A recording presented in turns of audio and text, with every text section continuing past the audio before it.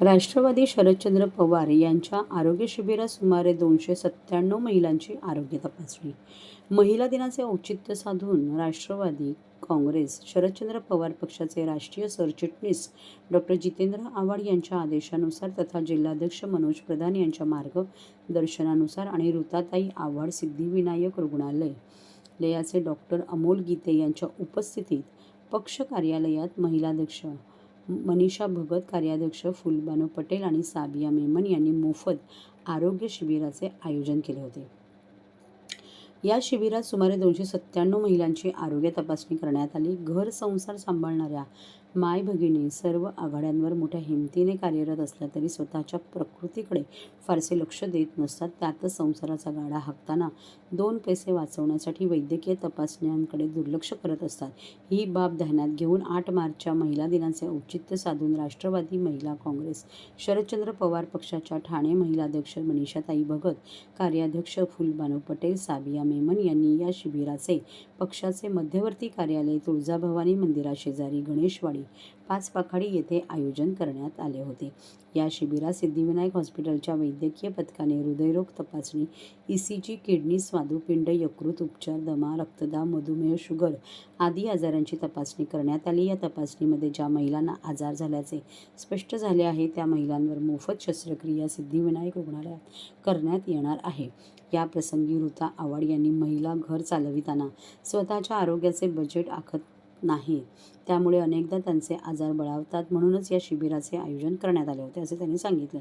तर राष्ट्रवादी काँग्रेस शरदचंद्र पवार पक्ष नेहमीच जनतेच्या हिताचे प्रश्न मांडत आला आहे। महिलांच्या आरोग्याच्या समस्या मार्गी लावण्यासाठीच आम्ही हे शिबिर आयोजित केले असल्याचे मनीषा भगत यांनी सांगितले। डॉ. अमोल गीते यांनी या शिबिरात तपासणी केलेल्या महिलांसाठी किडनी स्टोन, प्रोस्टेटवर मोफत शस्त्रक्रिया, मोफत डायलिसिस सुविधा उपलब्ध करून देण्यात येणार आहे असे सांगितले। सर्वप्रथम आपल्या सगळ्यांना या आंतरराष्ट्रीय महिला दिनाच्या खूप खूप शुभेच्छा, महिलांना आणि पुरुषांना देखील। आज जसं आपण आता बहुतेक शूट केलं आहे की आज सिद्धिविनायक हॉस्पिटलतर्फे एक महिलांसाठी आरोग्य तपासणी शिबिर ठेवण्यात आलं आहे। म्हणजे मी माझ्याही बद्दल बोलते की आम्ही जरी जागरूक असलो तरी कुठेतरी मनामध्ये थोडीशी भीती असते तपासणी करून घ्यायला, आणि त्यामुळे सहसा कोणी डॉक्टरांपर्यंत मुद्दामून जाऊन करत नाही तपासणी, जोपर्यंत खूप त्रास होत नाही। आणि दुर्दैवाने आजही, म्हणजे मी अगदी खरं बोलते, बऱ्याचशा घरांमध्ये बजेटमध्ये महिलांचं आरोग्य सर्वात खालच्या पातळीला असतं, आणि महिलाही आपल्या नवऱ्याला सांगेल तुम्ही करा, मुलांना सांगेल, पण स्वतः कधी जास्ती पुढाकार घेऊन स्वतःची तपासणी करत नाही। आतापर्यंत एक 4-5 महिलांची झाली आणि त्यांचं आरोग्य उत्तम आहे, आणि मी देवाकडे प्रार्थना करते आजच्या दिवशी की माझ्या सगळ्या भगिनींचं, मातांचं आणि त्यांच्याही सगळ्या घरातल्या लोकांचं आरोग्य खूप चांगलं राहावं। खूप खूप धन्यवाद। मॅडम, आपण बघितलं असेल तर अजून देखील आपण इतक्या मोठ्या प्रमाणात महिला दिन साजरा करतो, पण अजून देखील महिलांना मूलभूत सुविधा मिळत नाहीये। त्याचबरोबर आरोग्यविषयक, आता तुम्ही जसं बोलला की अर्थसंकल्प झाला, पण महिलांच्या आरोग्याकडे कुठेही दुर्लक्ष केलं जातं।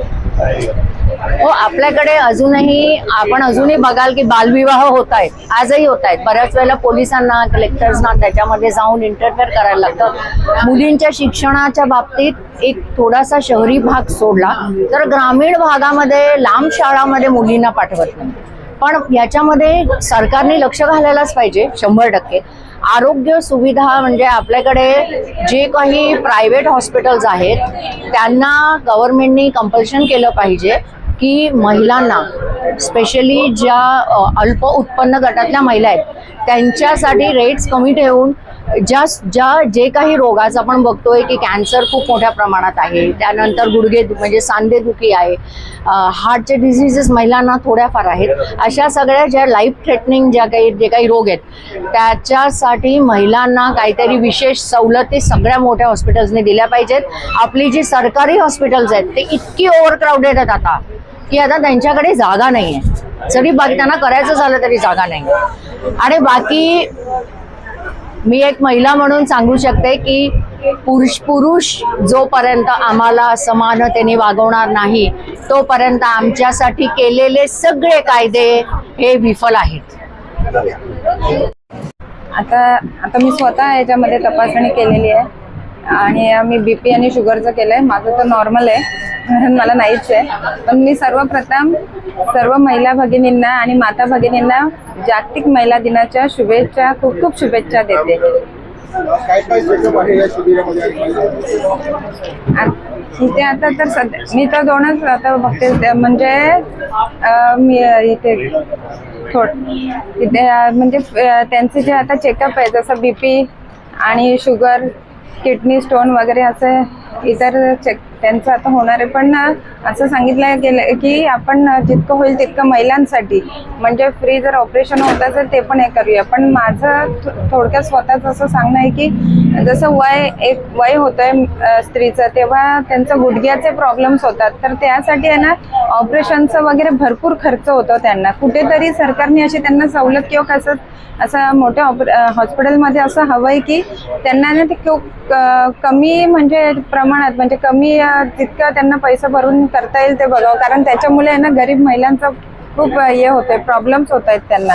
कारण आपण बघतोय ना ते गुडघ्याचा त्रास घेऊन इतकं ते त्रास हे करतात आणि कमरेचा मेन प्रॉब्लेम जास्त होतोय महिलांना आणि मणक्याचा प्रॉब्लेम. तर त्याच्यामुळे त्यांना काहीतरी कमी सवलतीमध्ये करता येईल असं झालं पाहिजे काय.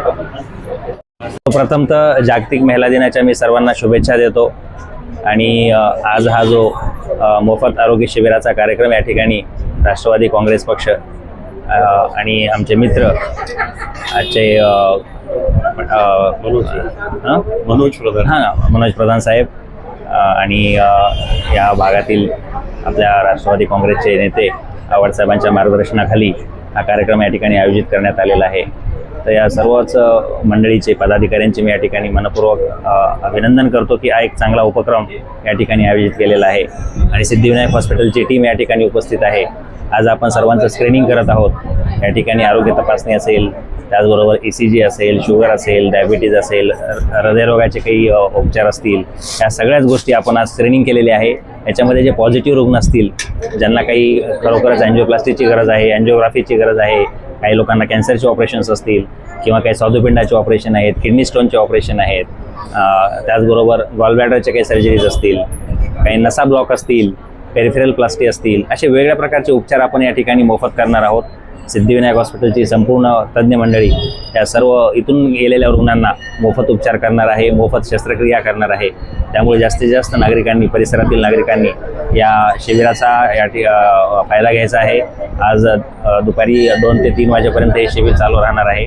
त्यामुळे जे लोक आलेले नसतील त्यांनी यावं, आपली तपासणी करून घ्यावी. आणि खरोखरच लोकांना जर काही शस्त्रक्रियेची गरज असेल अशा रुग्णांना सुद्धा मी शस्त्रक्रियेचा पूर्णपणे 100% मोफत, औषधासहित मोफत आपल्या सिद्धिविनायक हॉस्पिटलमध्ये फायदा करून देणार आहोत. तर रुग्णांनी या शिबिराचा फायदा घ्यावा असं मी आवाहन करतो.